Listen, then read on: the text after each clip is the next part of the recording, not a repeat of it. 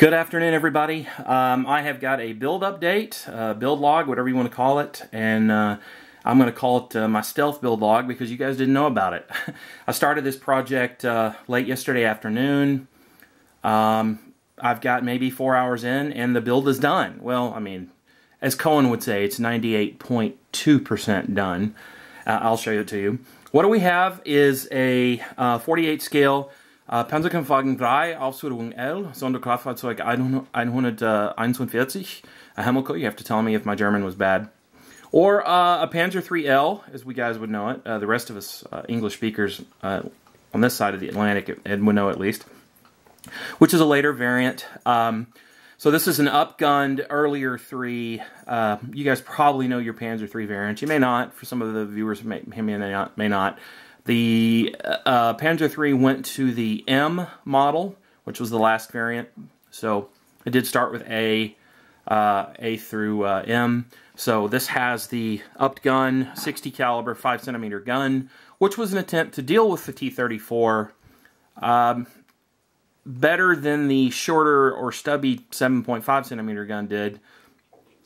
I think the AP rounds are the armor-piercing projectiles, or APCR, armor-piercing ballistic capped rounds from this gun would penetrate the frontal armor of a T-34 under 500 meters, which in tank combat is pretty close. So, and the T-34 could obviously, destroy one of these at range with its better 76mm gun.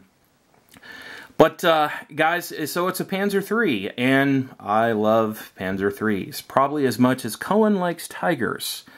I like Stugs, I like the Pz.Kpfw III chassis, the Flammpanzer, the Sturminfanteriegeschütz, you name it. I love all the variants, and I don't know why, but I do. So, you guys just tired of looking at the box? Let's look at the kit. And here it is. Let me pan the camera down slightly. This is the kit, the built kit. So you can see, compared to my hand, it's very diminutive in size. But it was a neat little build. Even though the scale, it's really pretty nicely detailed. Now, I added a metal barrel from Armroscale.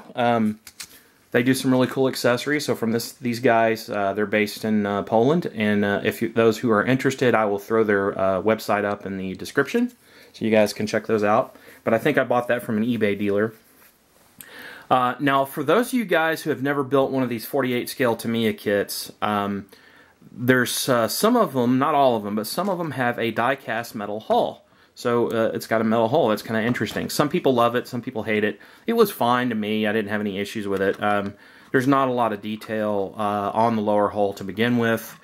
The only issue is, of course, dealing with a metal hull. If you're gluing plastic parts to it, for those of you who are more starting out, you're going to have to use CA glue or a super glue equivalent to affix these parts to a metal hull.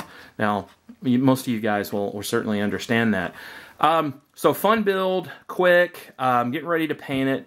I did order some photo etch grills for the the engine grills that are going to go right here on either side of the top part of the hull, because it just looks naked. Yes, I said naked without it.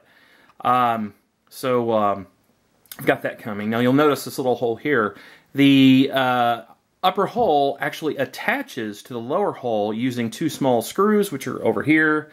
So there's a handful of parts that I'm not going to attach until I'm ready to paint and weather and wrap this thing up, so to speak.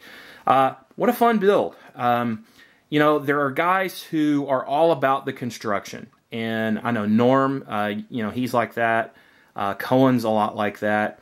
And, I may get there. But at this point in my skill development, I'm more concerned with the painting and weathering process. I've got good tools. I'm not worried about the construction process.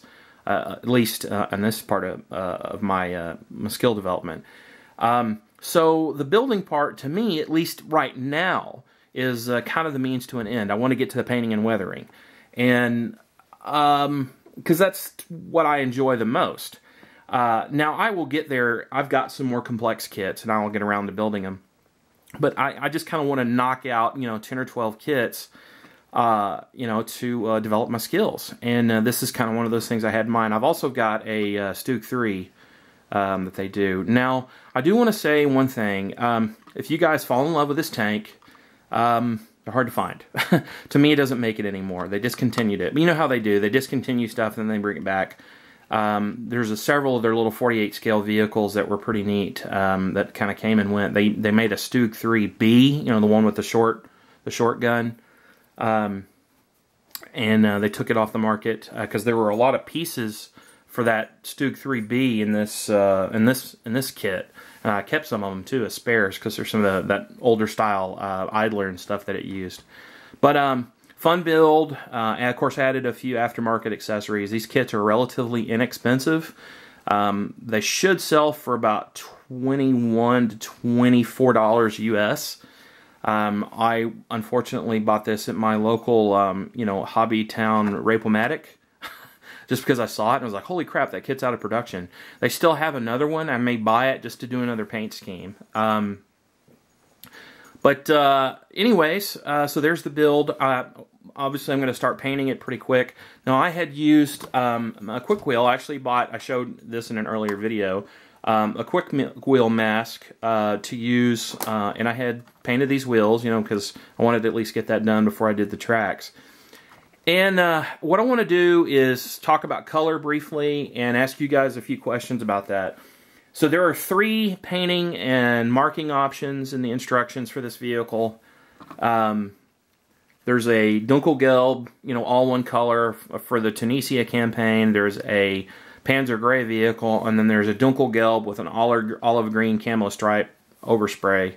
And you know, I've done a couple like that. I kind of wanted to break from that, and I've done 3 Panzer Gray vehicles.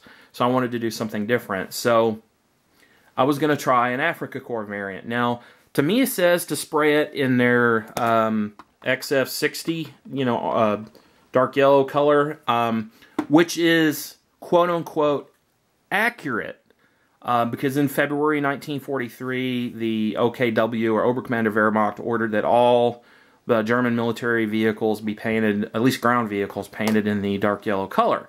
And that is true. However, I did a little research, and Hamilcar is going to start calling me a rivet counter. I enjoy the research part. I enjoy the history part to this hobby. The Panzer IIIs were produced until March of 1942, which means more than likely this vehicle would have been delivered prior to the Tunisian campaign and that February 1943 date, which means that a DAK color, or Deutsches Afrika Korps color, would be more appropriate than the dark yellow color. And so what I sprayed it was, got them sitting on the floor here. Oh crud, I can't find it now. Here it is. What I sprayed it with was a color from this AK Interactive Africa Corps color set, which consists of 3 colors. And I decided that this RAL 8000 was the early Africa Corps color. If you guys can see that. That would not be appropriate because that ceased being used in 1941. So this RAL 8020 was what I wanted to go with. And so I sprayed that on these, you know, the hubs of these wheels.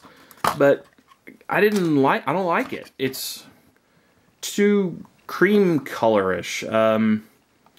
I don't know. Maybe it's going to look different with the whole vehicle's painted that way. But I kind of wanted to get some feedback from you guys. What do you think? Should I go ahead and paint the whole vehicle in that color?